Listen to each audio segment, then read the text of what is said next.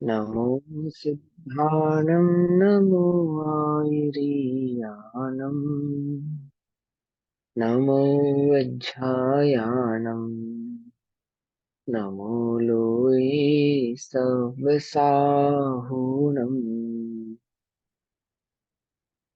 ओंकारं बिन्दुसंयुक्तं नित्यं ध्यायन्ति योगिनः कामदं मोक्षदं चैव ओंकाराय नमो नमः। मङ्गलं भगवान् वीरो मङ्गलं गौतमो गणी मङ्गलं कुन्दकुन्दाद्यो जैनधर्मोऽस्तु मङ्गलम्। सर्वमङ्गलमाङ्गल्यं सर्वकल्याणकारकं प्रधानां सर्वधर्माणां जैनं जयतु शासनम्। नमः समय साराय स्वानुभूत्या चिकासते चित्स्वभावाय भावाय सर्वभावान्तरच्छिदे।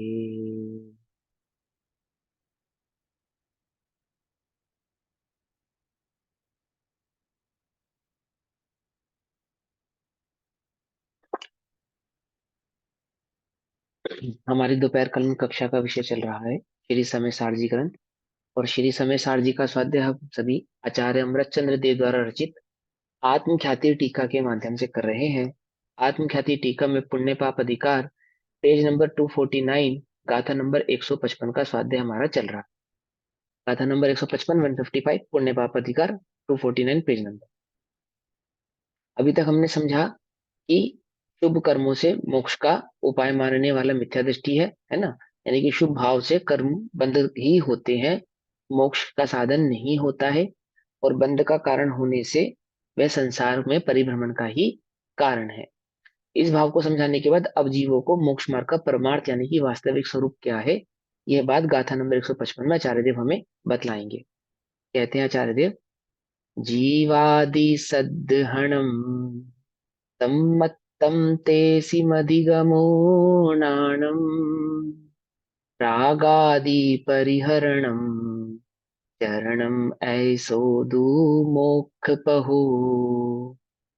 जीवादि सद्हणम, जीवादिक जीवादि सद्हणम सम्यक ज्ञान, जीवादि का सम्यक ज्ञान या सम्यक श्रद्धान, जीवादि का सम्यक श्रद्धान, सद्हणम सम्यक श्रद्धान, जीवादिक का सम्यक श्रद्धान यानी जीवादिक जो सात तत्व है। जीवादिक कहने का तात्पर्य हो गया सात तत्व हो गए, जीव अजीव आश्रम वन संवर निर्जरा मोक्ष। तो जीवादिक तद्हणम यानी कि सम्यक श्रद्धान, सम्मतम सम्यक्त्व है। जीवादिक पदार्थों का सम्यक श्रद्धान ही सम्मतम अर्थात सम्यक्त्व है।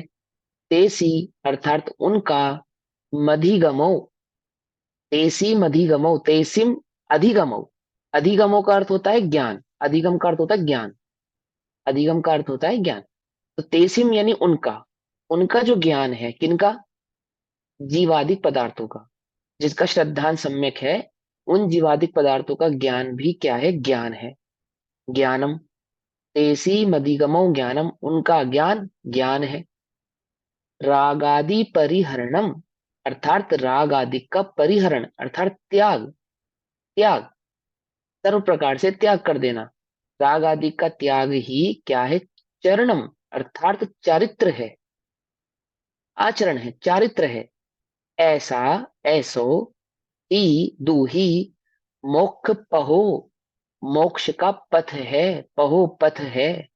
ऐसा ही मोक्ष का पथ है। कैसा मोक्ष का पथ है, कि जीवादिक पदार्थों का सम्यक श्रद्धान, सम्यक ज्ञान और रागादि का परिहरण ही मोक्ष का पथ है। अब जीवों को मोक्ष का परमार्थ वास्तविक स्वरूप कारण बतलाया। तो क्या बतलाया, जीवादि का श्रद्धान समकित ज्ञान उसका ज्ञान है। रागादि वर्जन चरित है, अरु यही मुक्ति पंथ है। रत्नत्रय के धारी मुनिराज आचार्य कुंदकुन देव ये बात लिख रहे हैं। क्या कह रहे हैं आचार्य कुंदकुन देव? कि जीवादिक का श्रद्धान, जीवादिक तत्वों का श्रद्धान ही तो संकित है, और उनका ज्ञान ही ज्ञान है।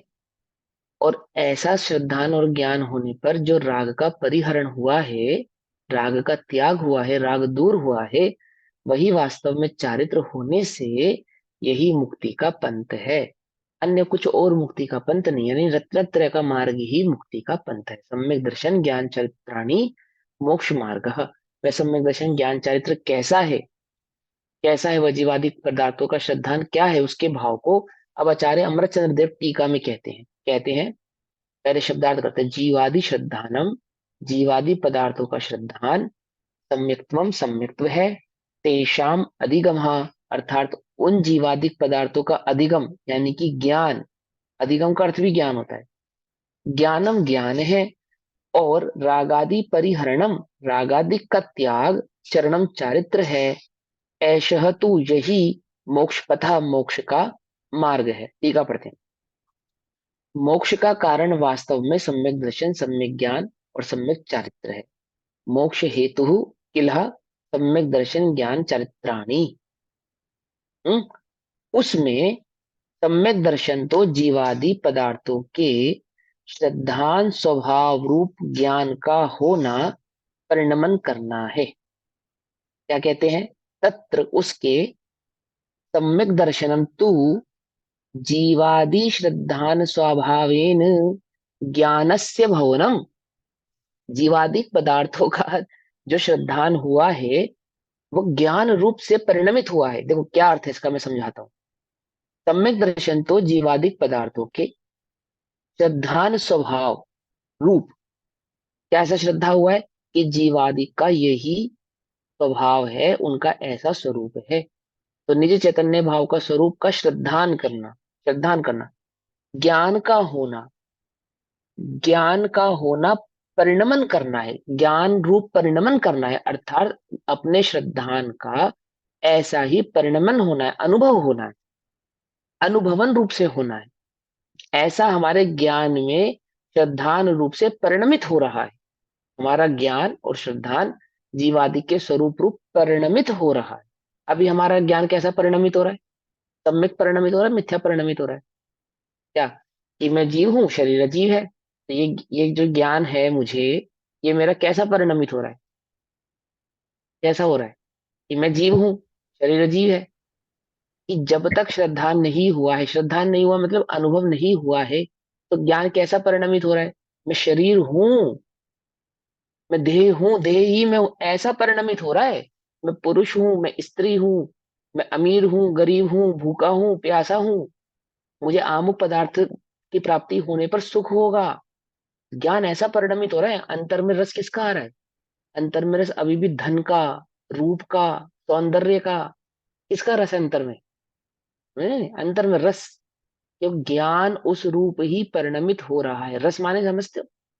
रस, रस माने श्रद्धान, रस का अर्थ होता है श्रद्धान। मैं चित्त में श्रद्धान किसका है? अभी वैसा ही रस बैठा है कि आमुक पदार्थ सुख का कारण है, मैं देह हूं, मेरा मरण होगा, मुझे मरना नहीं है, मैं रोगी हूं, मुझे अरोगी होना है। किसे मानते हैं हम रोग? किसे मानते हैं? देह के रोग को हम रोग मानते हैं। देह स्वयं रोगमय है ऐसा नहीं मानते।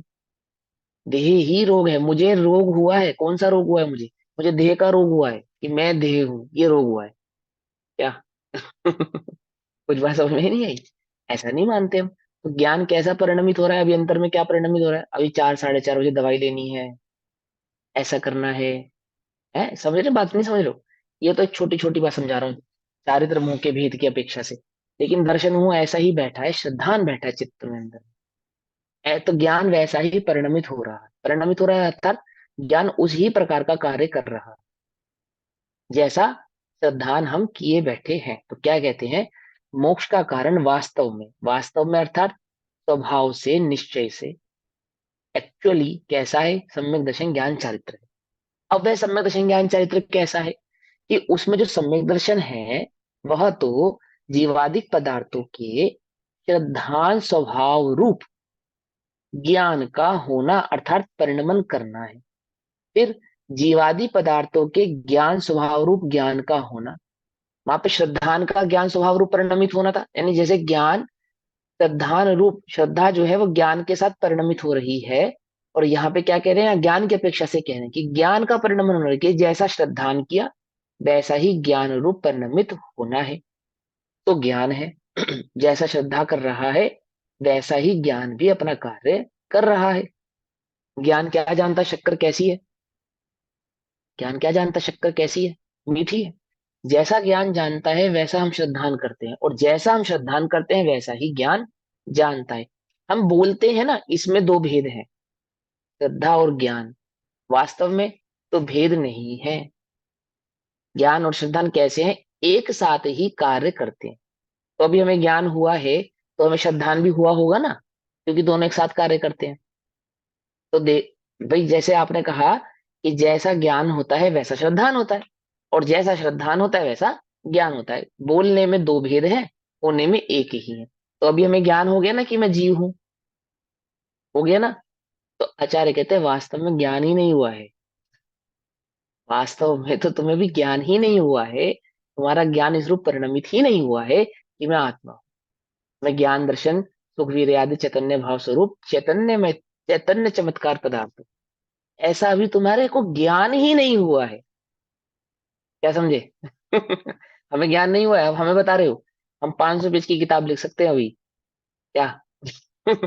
इस आत्मा के स्वभाव के ऊपर, और आप कह रहे हो कि हमें ज्ञान नहीं हुआ है। कि हाँ, तुम्हें अभी ज्ञान नहीं हो। ज्ञान का उस रूप परिणमित होना, किस रूप परिणमित होना? श्रद्धान का ज्ञानमय परिणमित होना। कैसा परिणमित होना? जीवादिक पदार्थों के स्वभाव को, स्वरूप को जानकर श्रद्धा का ज्ञान रूप से परिणमित होना। ज्ञान का ज्ञान रूप से परिणमित होना, उसे कहते हैं ज्ञान, उसे कहते हैं श्रद्धान। परिणमित होना, परिणमित होना अर्थात अनुभव करना, वैसा ही जानना, वैसा ही वेदन करना। ठीक, करना सो ज्ञान है। अब रागादि के त्याग स्वभाव रूप ज्ञान का होना, ये रागादिक मेरे भाव नहीं है, पर भाव है, मेरे करने योग्य नहीं है, तो स्थूला अब बात से कहा। और सूक्ष्म सूक्ष्म अपेक्षा से क्या? कि वहां जब पर के प्रति जो दृष्टि छूटी, पर के साथ जो एकत्व भाव, अध्यास भाव टूटा। अध्यास है ना, अनादि का अध्यास, किसके साथ? पर पदार्थ के साथ। द्रव्यक्रम, भाव कर्म और नो कर्मों के साथ जो अध्यास भाव था कि मैं हूं, मेरे हैं, ऐसा जो अध्यास भाव टूटा, तो क्या हुआ? कि रागादि के त्याग स्वभाव रूप। कैसा स्वभाव रूप? सहज ही। स्वभाव रूप का मतलब सहज ही। अग्नि को गर्म होना पड़ता है या अग्नि गर्म होती है? क्यों? अग्नि को पहले गर्म करना पड़ता है ना, है? नहीं ना। मतलब जहां जहां भी प्रकट होगी तो उष्णता के साथ ही, ताप के साथ ही प्रकट होगी। तो स्वभाव, स्वभाव माने सहज, सहज ही, ऐसा ही है। यानी जहां वो है होगा तो अपने भाव के साथ ही होगा। तो कहते हैं राग आदि के त्याग स्वभाव रूप, सहज ही राग आदि की दृष्टि टूटना, सहज ही पर पदार्थ के प्रति एकत्व भाव का छूटना। सहज ही, क्यों? सहज ही आत्म ज्ञान में आ रहा है तो पर की तरफ दृष्टि नहीं जा रही। स्वभाव रूप ज्ञान का होना, ऐसा ही ज्ञान का होना, परिणमन करना, तो चारित्र है। यानी कि ज्ञान का पर की ओर नहीं झुकना, ज्ञान का पर की ओर नहीं जाना, उसे सुख आदि का कारण नहीं मानना, क्योंकि उसे अपने लक्ष्य मिल गया ना, सुख का कारण मिल गया, अपने स्वभाव का ज्ञान हो गया। तो सहज ही स्वभाव रूप परिणमित हुआ ज्ञान। कैसा? रागादि रूप नहीं हुआ, रागादि की ओर दृष्टि उसने नहीं की। ज्ञान उपयोग, दर्शन उपयोग कैसे हुए? इस स्वभाव की ओर सहज ही परिणमित हुए। उसका नाम क्या है? चारित्र है। परिणमन करना सो चारित्र है।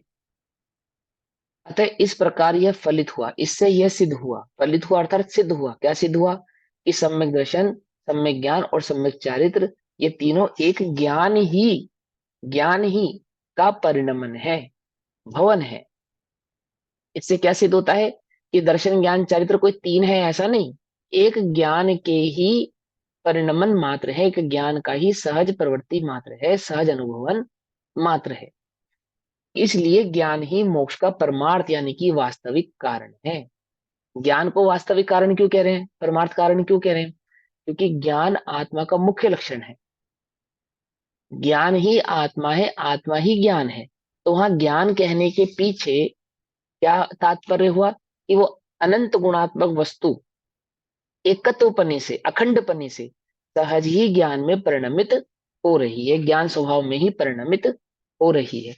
ज्ञान ज्ञान की दृष्टि करे वही श्रद्धान है, वही ज्ञान है, और जो उसने ज्ञान की दृष्टि की है ना, वहां रखे, स्थिर रहे, सब वही चारित्र है। इसी से तो यह सिद्ध होता है कि सम्यक दर्शन ज्ञान चारित्र कुछ और नहीं, एक ज्ञान का परिणमन मात्र है, ज्ञान का अनुभवन मात्र है, ज्ञान का ज्ञानमय अनुभवन मात्र है। आत्मा का जब अनुभव होगा तो कैसा जानने में आएगा, और क्या जानने में आएगा?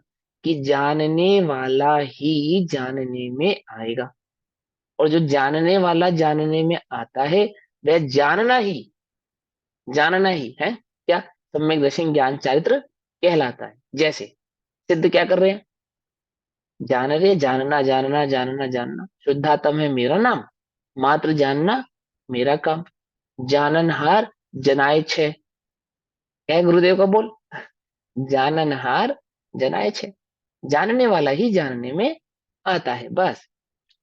इससे ये सिद्ध होता है कि ज्ञान ही ज्ञान का वेदन होने पर परिणमन मात्र है, इसलिए ज्ञान ही मोक्ष का परमार्थ यानी कि वास्तविक स्वाभाविक कारण है।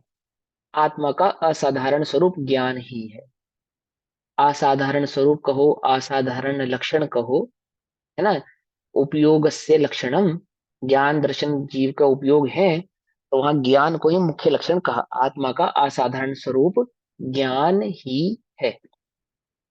और इस प्रकरण में ज्ञान को ही, दर्शन को क्यों नहीं लिया, ज्ञान को क्यों लिया? दर्शन को क्यों नहीं लिया, ज्ञान को क्यों लिया, कौन बताएगा? क्योंकि दर्शन कौन सा वाला? ज्ञान ही आत्मा है, आत्मा ही ज्ञान है। हाँ, वो तो ठीक है, लेकिन दर्शन भी तो आत्मा का लक्षण है, असाधारण लक्षण है। तो ज्ञान, ज्ञान है तो दर्शन ज्ञान साथ और में होगा ही दर्शन, होगा, साथ में होगा ही ज्ञान होगा। से जानने में आएगा ना। दर्शन से ज्ञान भी जानने में नहीं आएगा। मतलब ज्ञान से जानने में आएगा, ज्ञान भी जानना हो। हाँ, थोड़ा सा जागो जागो चेतन प्यारे। उपयोगस्य लक्षणम ज्ञानोपयोग दर्शनोपयोग, ज्ञानोपयोग को तो लिया, दर्शनोपयोग को क्यों नहीं लिया? ठीक है ना, सिद्धांत से समझना चाहिए, सिद्धांत ग्रंथ में है ना। देखो क्या है कि जो दर्शन है ना, दर्शन, दर्शन एक समय मात्र ही रहता है, और वह दर्शन कन्वर्ट हो जाता है ज्ञान में। यानी कि दर्शन में जो वस्तु जानने में आती है, दर्शन कौन सा दर्शन की बात चल रही है, देखना, श्रद्धा वाला दर्शन नहीं चल रहा है यहाँ पे, यहाँ देखना वाला दर्शन की बात चल रही है। उपयोग है ना जो आत्मा का लक्षण है, वह उपयोग कौन सा है, जानना और देखना। जो तो देखना वाला है ना, देखना वाला कार्य, वो समय मात्र के भीतर भीतर ज्ञान में कन्वर्ट हो जाता है, समझे? एक तो ये बात देखो, छद्मस्त को दर्शनोपयोग पूर्वक ज्ञानोपयोग होता है, ये तो सभी को पता है ना। और जो दर्शनोपयोग पूर्वक ज्ञानोपयोग होता है, वह जो दर्शनोपयोग है, वह कितने समय मात्र का होता है? एक समय में ज्ञान गम्य नहीं होता। ज्ञान ने दर्शन पूर्वक ज्ञानोपयोग किया है, ये ज्ञान को खबर ही नहीं होती, छद्मस्त अवस्था की बता रहे हैं हम, ठीक।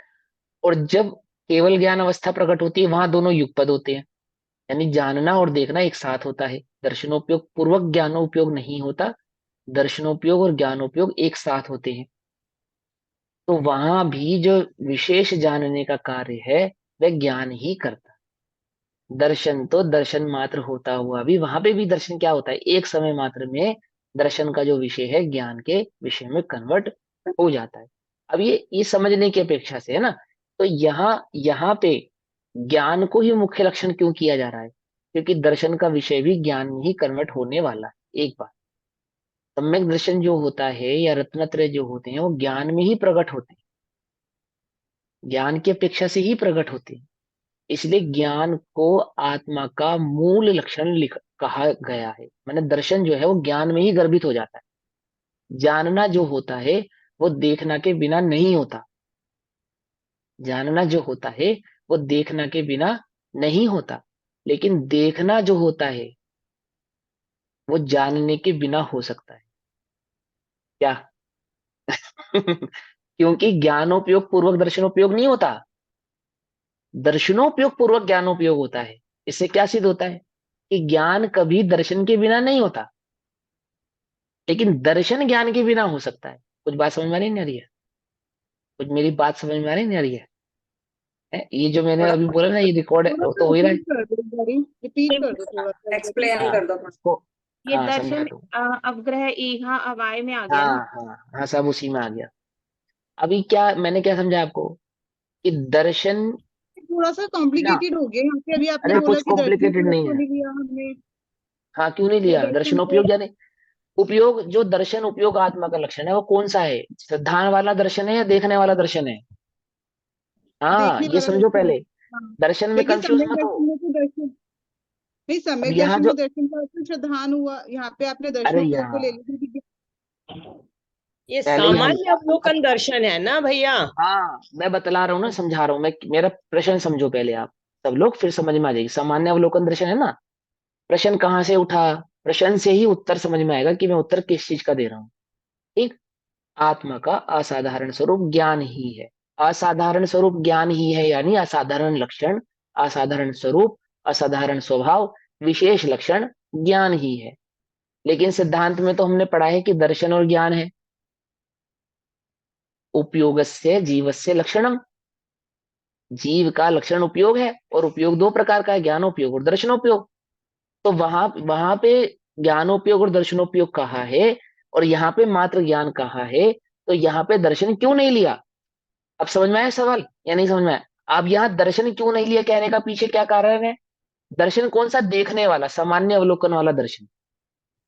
क्योंकि ठीक। ज्ञान उपयोग जब हो गया तो दर्शन तो उसमें इंक्लूडेड है ही पहले से। हाँ ऐसे ही इंक्लूडेड है, क्योंकि ज्ञान उपयोग कभी भी दर्शन के बिना नहीं होता, दर्शन ज्ञान के बिना हो जाता है। कौन सा नहीं, दर्शन? सम्यक दर्शन नहीं, दर्शनोपयोग, सामान्य अवलोकन।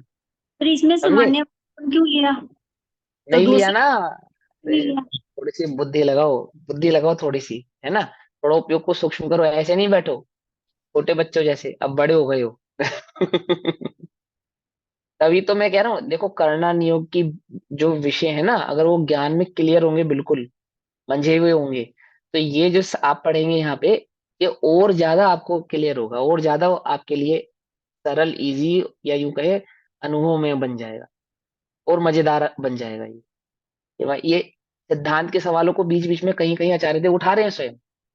तो यहाँ एक सवाल सहज ही होना चाहिए कि आप ये कहते हैं, भावार्थ में क्या लिखा है?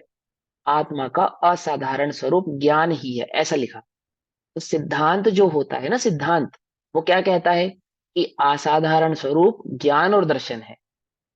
और यहाँ पे कहते हैं कि मात्र ज्ञान है। तो दर्शन क्यों नहीं लिया, ये सवाल किया मैंने यहाँ पर आपके आपके आगे। तो आपको क्लियर होना चाहिए कि क्यों नहीं लिया यहाँ पे दर्शन। क्योंकि जब ज्ञान होता है तो वह दर्शन के बिना नहीं होता। ज्ञान कहने में दर्शन आपको आप गर्भित हो जाता है, एक बात। और दर्शन एक समय मात्र का होता है, दर्शन का समस्त विषय ज्ञान में कन्वर्ट हो जाता है। ठीक है ना?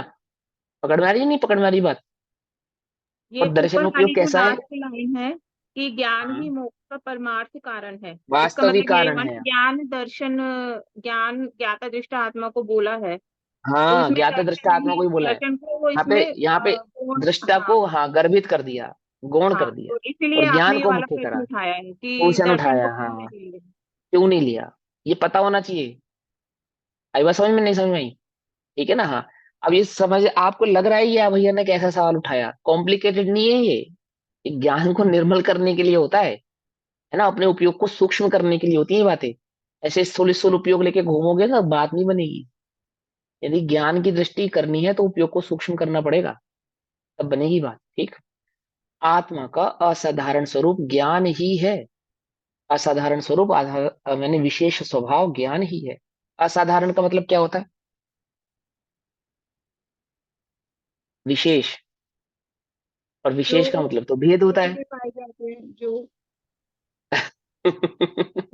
विशेष असाधारण का का मतलब तो विशेष तो हाँ भेद होता है, विशेष का मतलब तो भेद नहीं, होता है। विशेष का मतलब भेद अकेला भेद नहीं होता, विशेष के और भी हाँ वो अर्थ होते हैं ना, तो हाँ। उसमें तो सब असाधारण अर्थ जगह है। विशेष का अर्थ भेद नहीं होता, यहाँ विशेष का अर्थ है मुख्य। तो यानी कि कुछ गौण भी है इसके अंदर। अगर हम कोई बात मुख्य करके कह रहे हैं, इसका मतलब कोई बात गौण भी है इसके अंदर। समझे नहीं समझे? ऐसा, क्योंकि स्यादवाद कैसा होता है? अस्थि नास्ति सहित होता है। अस्थि नास्ति ये वक्तव्य रूप होता है, सात भंगमय होता है। ठीक है ना? कहने में तो एक ही भंग आएगा, लेकिन ज्ञान में तो सातों भंग क्लियर होने चाहिए। ठीक है ना? ज्ञान का अपना एक अलग कमाल है।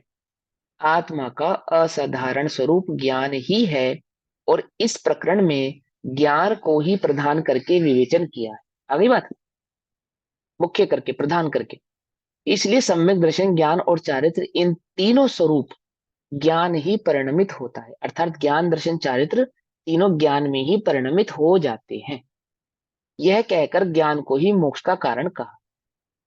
ज्ञान है वह अभेद विवक्षा में, यानी कि दर्शन ज्ञान चारित्र के साथ कैसा? अभेद रूप से, अभेद विवक्षा में ही है, ऐसा कहने में कुछ भी विरोध नहीं है। इसलिए कई स्थानों पर आचार्य देव ने टीका में ज्ञान स्वरूप आत्मा को ज्ञान शब्द से कहा। ज्ञान स्वरूप अर्थात ज्ञान स्वभावी आत्मा को मात्र ज्ञान कह के ही संबोधन दिया है। यानी ज्ञान कहना और आत्मा कहना एक ही बात है।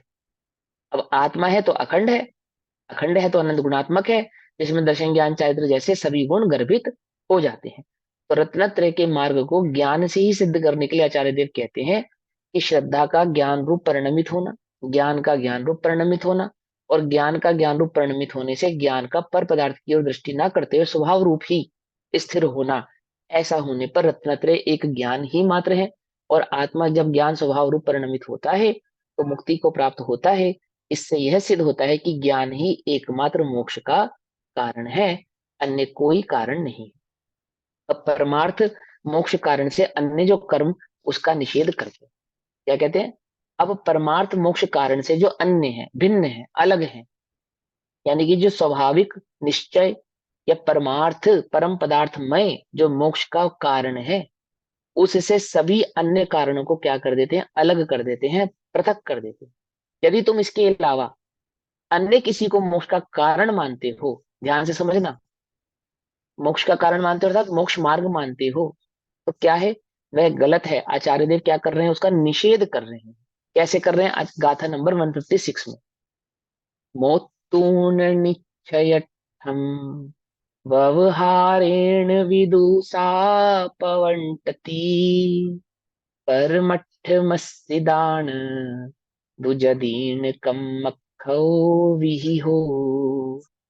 मोत्तूर्ण, मोत्तूर्ण अर्थात छोड़कर, पृथक होकर, छोड़कर, निश्चयत्थम निश्चय के विषय को, निश्चय में जो स्थित है ना, निश्चयत्थम निश्चय में स्थित, निश्चयत्थम निश्चय में स्थित, मोत्तुण छोड़कर, व्यवहारेण व्यवहार में, विदुषा विदूषक, विदुषी जन या पंडित जन, ज्ञानी पंडित। देखो, एक बात ध्यान से समझना, आत्मज्ञानी को तो कहते हैं ज्ञानी, और शास्त्र ज्ञानी को कहते हैं विदूषक। क्या? कुछ बात समझ में आई नहीं आई? समझे? गुरुदेव कौन थे? गुरुदेव विदूषक, विदूषक नहीं थे, गुरुदेव ज्ञानी थे। आचार्य भगवंत, उपाध्याय भगवंत क्या है? विदूषक नहीं है, पंडित नहीं है, ज्ञानी है। समझे नहीं समझे? हालांकि उन्हें किसी अपेक्षा से, विवक्षा से पंडित भी कहा जाता है, लेकिन, लेकिन है ना, यहाँ क्या रीति है कि आत्मज्ञानी को तो ज्ञानी कहते हैं, इस रीति में, समय सार की रीति में। और जिसे ज्ञान तो बहुत है, पर क्या नहीं है? आत्मज्ञान नहीं है, तो उसको क्या कहेंगे? विदूषक कहेंगे। समझे? तो क्या कहते हैं कि मुत्तुण यानी कि छोड़कर, निश्चयत्थम निश्चय में स्थित, निश्चय स्थिति को छोड़कर, निश्चय भाव को छोड़कर, व्यवहारेण व्यवहार में, विदूषक यानी कि पंडित जन, पवंटंती अर्थात प्रवृत्ति करते हैं, अपने उपयोग को व्यवहार में ले जाते हैं, निश्चय को में छोड़ देते हैं, प्रवृत्ति करते हैं। पंडित परमार्थमस्सिदान अर्थात परमार्थ का आश्रय, परमार्थमस्सिदान परमार्थ का आश्रय, किंतु जदीर्ण, जदीर्ण माने यतियों को, यति को, यति माने साधु, मुनि, मुनि यति को, जदीर्ण कमखो कर्म का नाश विहि हो कहा है। क्या कहा है? परमार्थ में जो स्थित है ना, जो परमार्थ के आश्रित हैं, किंतु जो परमार्थ के आश्रित हैं ऐसे यतियों को ही तो कर्म निर्जरा का कहा है, कर्म का नाश कहा है। और ज्ञानी ये पंडित लोग क्या कर रहे हैं कि उस परमार्थ के भाव को छोड़कर व्यवहार में प्रवृत्ति कर रहे हैं, जबकि यतियों को, साधुओं को, मुनियों को तो परमार्थ में स्थित होने पर ही कर्मों का नाश होना कहा है।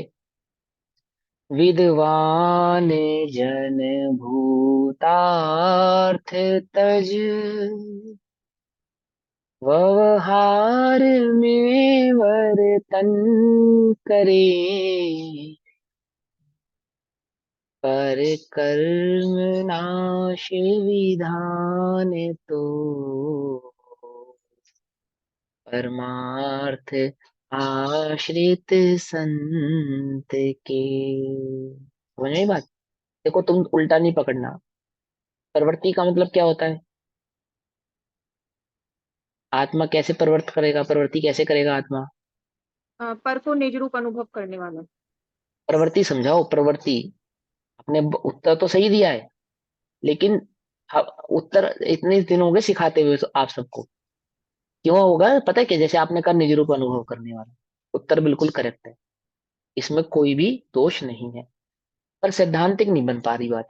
सैद्धांतिक इन सेंस अगर आप ये कहोगे आत्मा की प्रवृत्ति उपयोग है, अब हमें कुछ भी समझाने की जरूरत नहीं है, चार अवयव गर्भित हो गए, इसमें कोई क्वेश्चन नहीं खड़ा होगा, कोई कंफ्यूजन नहीं क्रिएट होगा, क्योंकि जैसा आत्मा का उपयोग है वैसी उसकी प्रवृत्ति है। तो पाप प्रवृत्ति भी है ना, पुण्य प्रवृत्ति भी है, और धर्म प्रवृत्ति भी है। तो कैसे करता है आत्मा पाप पुण्य धर्म में प्रवृत्ति? कि जहां उपयोग तो वहां प्रवृत्ति। पकड़ में ही बात नहीं पकड़ में? आचार्य देव जिस समय ग्रंथ का लेखन कर रहे हैं, जिस समय, तो उनकी प्रवृत्ति कहाँ है? आत्मा में या पुण्य में? पुण्य में है वो प्रवृत्ति। समझे नहीं समझे? धर्म तो है ही, ऐसा नहीं, परंतु उपयोग जहां, उपयोग जहां, और फिर वह उपयोग छूटकर वापस स्वभाव में आता है, आत्मा में आता है। तभी तो कहते हैं ना कि प्रति अंतर मुहूर्त मात्र में स्वसंवेदन, प्रचुर स्वसंवेदन करते हैं, अंदर आते हैं बाहर जाते हैं, अंदर आते हैं बाहर जाते हैं। तो ये प्रवृत्ति हो रही है, प्रवृत्ति। शरीर आदि के हिलन चलन मात्र को प्रवृत्ति नहीं कहते, योग आदि के प्रवृत्ति को मात्र प्रवृत्ति नहीं कहते, आत्मा के उपयोग की स्थिति को प्रवृत्ति कहते हैं। जहां हमारा उपयोग, मैं कौन हूं? मैं शरीर हूं, आत्मा हूं?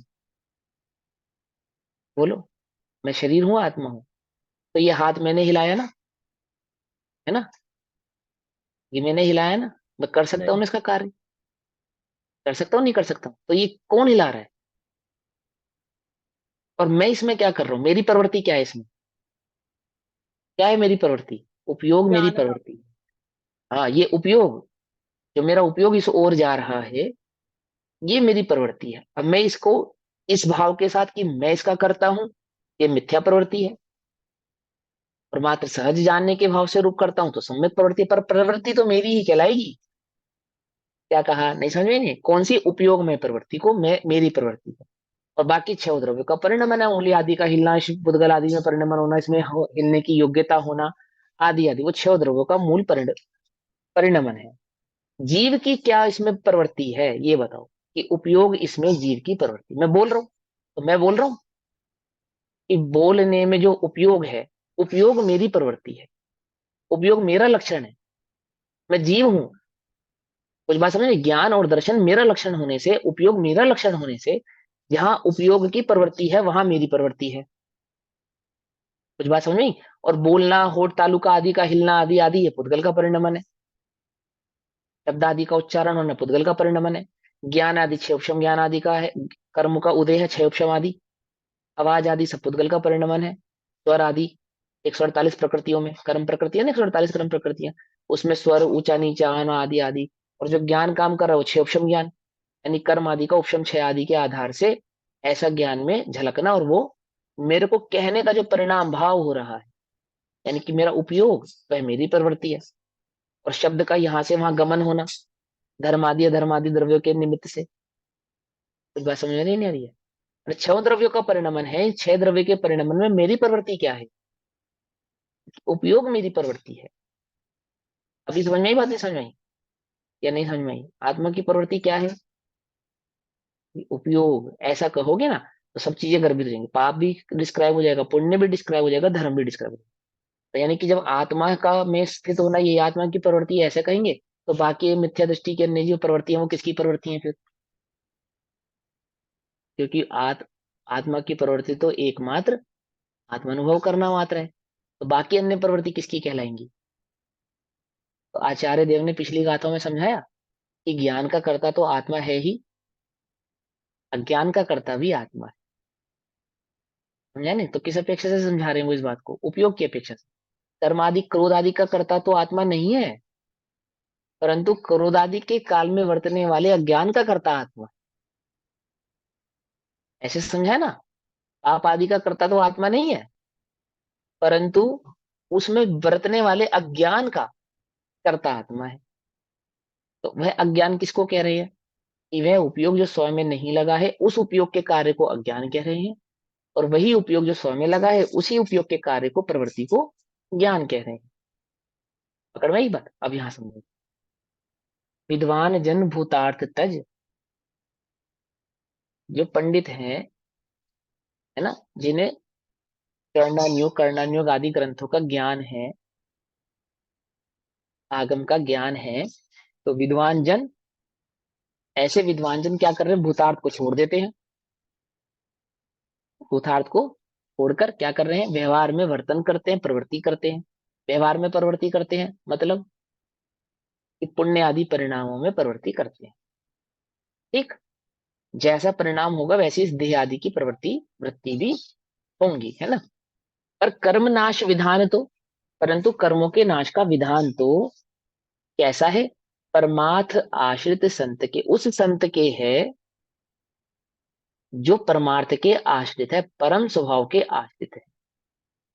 ठीक है ना। विधान क्या है? आगम में क्या विधान बताया था आचार्य देव ने? अनुभव। आगम में तो एकमात्र आत्म अनुभव का विधान है। याद है? याद है? याद है? नहीं याद है? तो वह विधान, परमार्थ भाव का अनुभव करना तो विधान था, उसको तो छोड़ दिया उसने। कर्म नाश का जो विधान था वो तो कैसा है? वो तो परमार्थ आश्रित है संत के, जो परमार्थ, जो संत, जो ज्ञानी, जो आत्मज्ञानी परम भाव के, परम पदार्थ के आश्रित हैं। आश्रित है अर्थात जिनका उपयोग आत्मा में, परम पदार्थ में लगा हुआ है, उनके तो कर्म निर्जरा होती है, ऐसा आगम में विधान है। और तुम क्या कर रहे हो? ज्ञानी होकर, शास्त्रों के ज्ञानी होकर तुम व्यवहार में प्रवृत्ति कर रहे हो, अर्थात अपने उपयोग को व्यवहार में ले जा।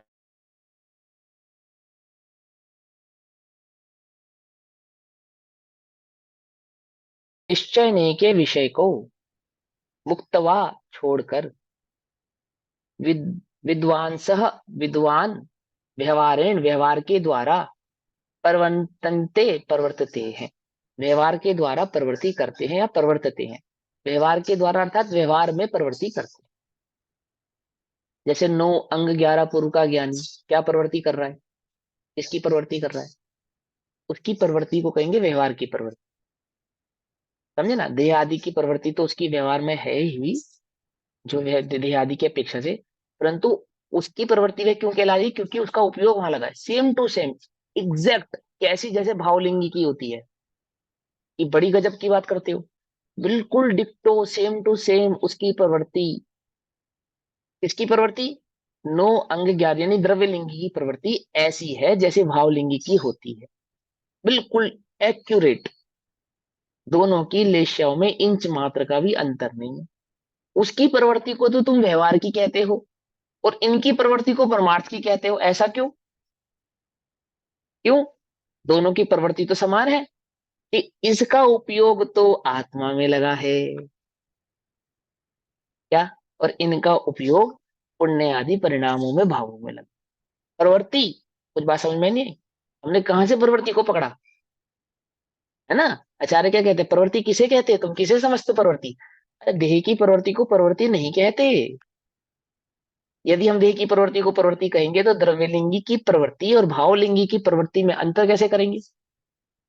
चरणानुयोग की अपेक्षा से प्रवृत्ति समान होते हुए भी क्या है, प्रवृत्ति समान नहीं है। एक की प्रवृत्ति शुभोपयोग रूप है और एक की प्रवृत्ति शुद्ध उपयोग रूप है। शुद्ध उपयोग में जो वर्तते हैं, प्रवर्तते हैं, उन्हें हम ज्ञानी कहते हैं, और अन्य उपयोगों में जो प्रवर्तते हैं, चाहे शुभो अशुभो आदि आदि, वे सब अज्ञानी है, मिथ्या दृष्टि, मिथ्या दृष्टिम, मिथ्या दृष्टि, मिथ्या दृष्टि है।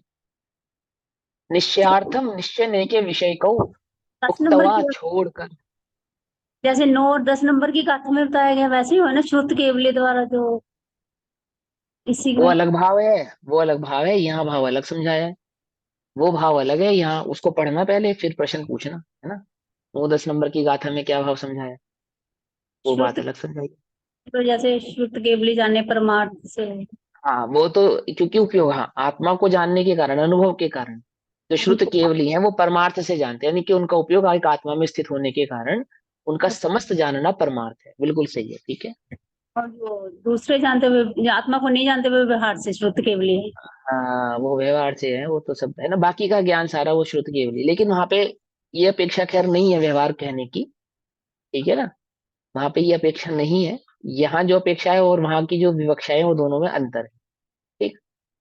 अभी यहाँ का पढ़ते हैं। निश्चयार्थम, निश्चय नहीं के विषय को मुक्तवा छोड़कर वेदांत विद्वान व्यवहारिण, व्यवहार के द्वारा परिवर्तते अर्थात परिवर्तते हैं, परंतु परमार्थम आश्रितानाम, परमार्थ के आश्रित, क्या लिखा है ब्रैकेट में, आत्मस्वरूप के, परमार्थ क्या है, आत्मस्वरूप के आश्रित, आत्मस्वरूप के आश्रित होना मतलब आत्मा का अनुभव होना, आत्म स्वसंवेदन होना, शुद्धोपयोग होना, उसे कहते हैं आत्मा के आश्रित, ठीक है ना? आश्रित यति नाम, यतीश्वर के ही, यतीश्वरों के, यतीश्वरों के ही, यतीश्वर यानी कि साधु जनों के ही कर्मशय, कर्म का नाश विहितम आगम में कहा गया है। केवल व्यवहार में परिवर्तन करने वाले पंडितों के कर्मशय नहीं होता। कितने भी ज्ञानी हो जाओ, क्या नहीं होता, कर्मशय नहीं होता। किसके, व्यवहार में परिवर्तन करने वाले, किनके, पंडितों के नहीं होता, कर्मशय नहीं होता। कुछ लोग परमार्थ मोक्ष हेतु से अन्य, कुछ लोग परमार्थ हेतु से, परमार्थ मोक्ष हेतु से अन्य, जो व्रत तप इत्यादि शुभ कर्म स्वरूप मोक्ष हेतु मानते हैं, यानी कि जो व्रत तप त्याग आदि को मोक्ष का कारण मानते हैं। व्यवहाराभासी की क्या भूल है कि वो व्यवहार को मोक्ष का मार्ग मानता है। उभयवासी क्या करता है, दो मार्ग मानता है, आत्मा को भी मार्ग मानता है, तपस्या आदि क्रिया को भी मार्ग मानता है। तो जब तपस्या आदि क्रिया मार्ग नहीं है तो हम क्यों करें, उस मार्ग पे क्यों चले, है ना? उपवास तप संयम नियम शील आदि तो मार्ग नहीं है, तो क्या पाप आदि मार्ग है? तो अभक्ष आदि का सेवन मार्ग है, तो उसको मार्ग कह रहे हैं यहाँ पे कि मार्ग दोनों ही नहीं है। तो मार्ग क्या है, मार्ग तो एक शुद्धोपयोग, शुद्धोपयोग है, शुद्धोपयोग करो बस। शुद्धोपयोग के प्रयास को ही पुण्य कहते हैं, बस इतनी सी बात है। उसमें सफल हो जाओगे तो शुद्धोपयोग, और जब तक प्रयास रहे तो सो पुण्य, बस। मार्ग नहीं है, अभ्यास है, मार्ग नहीं है, ठीक है ना? तो कुछ लोग परमार्थ मोक्ष हेतु से अन्य, जो व्रत तप इत्यादि शुभ कर्म स्वरूप मोक्ष हेतु मानते हैं, उस समस्त ही का निषेध किया गया है, उन समस्त ही परिणामों का निषेध कर दिया गया। वास्तव में किसका निषेध कर दिया गया है, शुभोपयोग को मोक्ष मार्ग मानने का निषेध कर दिया गया है। शुभोपयोग का निषेध कर दिया गया है ऐसा नहीं कह रहे हैं, शुभोपयोग को मोक्ष मार्ग मानने का निषेध कर दिया गया है, क्योंकि वह मोक्ष हेतु अर्थात मोक्ष का कारण, मोक्ष हेतु मतलब मोक्ष का कारण, कारण अन्य द्रव्य के स्वभाव वाला, यानी कि पुद्गल स्वभाव वाला है।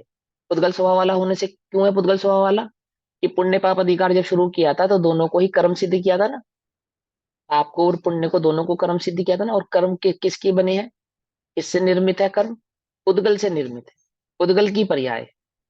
पुद्गल की पर्याय होने से वे पुण्य स्वभाव पुद्गल स्वभाव वाले हो गए, पुद्गल स्वभाव वाले। और पुद्गल स्वभाव वाला होने से वह मोक्ष मार्ग से कैसा हो गया, अन्य हो गया, भिन्न हो गया, अलग हो गया।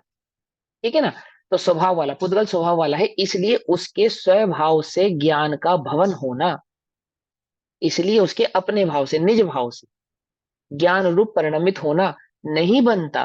क्यों नहीं बनता, क्योंकि ज्ञान उपयोग कहाँ लगा है, पर में लगा है ना, पर में लगा है। जो जैसा जानता है वह वैसा ही प्राप्त होता है। पिछली गाथा में आया था ना, जो अपने को जैसा जाने माने उसी दशा को प्राप्त होता है। और अगली गाथाओं में आएगा, जो शुद्ध जाने आत्म को वह शुद्धता को प्राप्त हो, है ना। और अविशुद्ध जाने आत्म को, अब अविशुद्ध जाने आत्मा का मतलब सीधे सीधी सी बात है, जो आत्मा को नहीं जानता। इसका मतलब ये आत्मा को अशुद्ध जानता है ऐसा नहीं, जो आत्मा को नहीं जानता। अविशुद्ध माने जो आत्मा को नहीं जानता। देखो, आत्मा को जो जानेगा वो शुद्ध ही जानेगा, अविशुद्ध नहीं जानेगा। जो आत्मा को अविशुद्ध जान रहा है वास्तव में वह आत्मा को जानता ही नहीं है। क्या कहा, कुछ बात समझ में नहीं। किसी ने कहा कि हमने शक्कर खाई, अरे कैसी थी, कि खट्टी थी, खट्टी थी। कि वास्तव में तुमने शक्कर खाई ही नहीं है, तुम शक्कर को अन्यथा जानते हो। ये कहने का तात्पर्य क्या है, कि वास्तव में तुम शक्कर को जानते ही नहीं है। कुछ बात समझ में नहीं आई। ऐसे ही अविशुद्ध जाने आत्मा को, आत्मा को जो अशुद्ध जानते हैं, अशुद्ध जानते हैं मतलब जो आत्मा को नहीं जानते हैं। क्योंकि आत्मा को जो जानेगा तो कैसा जानेगा, कि शुद्ध को शुद्ध ही जानेगा, अविशुद्ध जान ही नहीं सकता। जानने में अविशुद्ध आ गई तो क्या हुआ, कि तुमने आत्मा को नहीं जाना। कुछ भी जाना हो तुमने, आत्मा को नहीं जाना। कुछ बात समझ में नहीं आई? तो ऐसे ही समझ कि जैसा जो जानेगा वैसे दशा को प्राप्त होगा। तो क्या कहते हैं, कि इसलिए उसके, किसके, जो परमार्थ में स्थित नहीं है उसके स्वभाव से ज्ञान का भवन नहीं होता, अर्थात उसकी ज्ञानोपयोगमय दृष्टि नहीं होती, स्व आत्मा की दृष्टि नहीं होती, उसमें प्रवृत्ति नहीं होती, नहीं होता। इसलिए मात्र परमार्थ मोक्ष हेतु ही एक द्रव्य के स्वभाव वाला, द्रव्य के स्वभाव वाला यानी कि आत्मा के स्वभाव वाला, जीव स्वभाव वाला ब्रैकेट में डाल दिया है, इसलिए उसके स्वभाव के द्वारा ज्ञान का भवन होना बनता है। अर्थात जो द्रव्य की दृष्टि करता है, अर्थात जो निज चैतन्य स्वभाव भाव की दृष्टि करते हैं, उनके सहज ही ज्ञान भाव का परिणमन होता है। और ज्ञान भाव का परिणमन ही एकमात्र मोक्ष मार्ग है, जो कर्मादि निर्जरा का कारण। पुद्गल आदि की दृष्टि करना है, अर्थात पुद्गल आदि की तरफ उपयोग का होने पर तो बंध आदि को ही प्राप्त होता है। क्यों, क्योंकि वे पुण्य आदि भाव कर्म स्वभाव वाले होने से पुद्गल स्वभाव में है। और पुद्गल क्या है, पुद्गल बंध स्वरूप है। ये पिछली गाथाओं में सिद्ध किया। ज्ञान कैसा है, वो मुक्त स्वरूप है, ज्ञान ही मुक्ति है ना। और पुद्गल ही बंध है। ऐसा कहते ना कि पुद्गल कहो बंध कहो एक ही बात है। अभी पिछली गाथा में इस भाव को समझाया था। भावार्थ, मोक्ष आत्मा का होता है, मोक्ष आत्मा का होता है, पुद्गल का नहीं होता। ठीक है ना। हाँ, इसलिए उसका कारण भी आत्म स्वभावी ही होना चाहिए। जिसको मोक्ष होना है उसके स्वभाव में ही ये बात होनी चाहिए। जो अन्य द्रव्य के स्वभाव वाला है उसके आत्मा का मोक्ष कैसे हो सकता है? जो अन्य द्रव्य के स्वभाव वाला है। समझे नहीं समझे, अर्थात उस आत्मा का मोक्ष कैसे हो सकता है जो निज स्वभाव को तो जानता नहीं और पर के स्वभाव को अपना मान रहा है, उसको कैसे हो सकता है? तो जो अन्य द्रव्य के स्वभाव वाला है उसके, उससे आत्मा का मोक्ष कैसे हो सकता है? शुभ कर्म पुद्गल स्वभावी है, इसलिए उसके भवन से अर्थात परिणमन से, होने से, भवन से, परिणमन होने से या होने से या उनके अस्तित्व से परमार्थ आत्मा का भवन नहीं बन सकता, परमार्थ का परिणमन नहीं हो सकता, परमार्थ का होना नहीं हो सकता, है ना। परमार्थ भाव उपस्थित नहीं हो सकता, इसलिए वह आत्मा के मोक्ष का कारण भी नहीं हो। क्योंकि जो जिस स्वभाव को प्राप्त होता है वह उसी स्वभाव वाला होता है। और पुण्य को मोक्ष नहीं होता है तो पुण्य मोक्ष स्वभाव वाला भी नहीं हो सकता। और जो पुण्य स्वभाव में स्थित है उसके भी मोक्ष होना पॉसिबल नहीं, नहीं होता। और ज्ञान आत्म स्वभावी है, ज्ञान का सहज लक्षण आत्ममय है, ज्ञानमय है, स्वभावमय है। इसलिए उसके भवन से अर्थात होने से, ज्ञान भाव व मात्र की अनुभूति होने से, ज्ञान में परिणमन होने से, प्रवृत्ति होने से, भवन का अर्थ कर रहा हूं मैं, ये सब भवन शब्द के अर्थ है ये, इसलिए उसके उसके भवन से अर्थात होने से आत्मा का भवन होता है, अर्थात आत्मा का अनुभव होता है, आत्मा का परिणमन होता है, आत्म स्वभाव की स्थिति होती है, प्रकट होता है, उपस्थित होता है। अतः वह आत्मा के मोक्ष का कारण होता है। कौन? ज्ञान। इस प्रकार ज्ञान ही वास्तविक मोक्ष का कारण है या हेतु है। ज्ञान कहना यानी कि रत्नत्रय, इससे पिछली गाथा में ज्ञान को 3 रत्नोत्रय में एक में गर्भित किया, और यहाँ ज्ञान को ही एकमात्र मोक्ष का कारण सिद्ध किया कि वही एकमात्र मोक्ष का हेतु है, अन्य कोई तो मोक्ष का हेतु हो सकता नहीं। अब इस बात को आचार्य देव ने कलश के रूप में कहा। 2 श्लोक कहे, 2 कलश कहे, कलश तो एक साथ कहे हैं, 106 107, और फिर अन्य कलश कहा। तो अब इसी अर्थ के कलश रूप दो श्लोक आचार्य देव कहते हैं, आचार्य अमरचंद्र देव। वो दोनों श्लोकों को हम कल पढ़ेंगे, अभी समय हुआ, तब तक के लिए सभी को जय जिनेन्द्र। ओम नमः सिद्धिविद्या। निज निधि निज में बताई, यह अनंत उपकार है, उसके लिए जिनवानी माँ को वंदना शतबार। नमो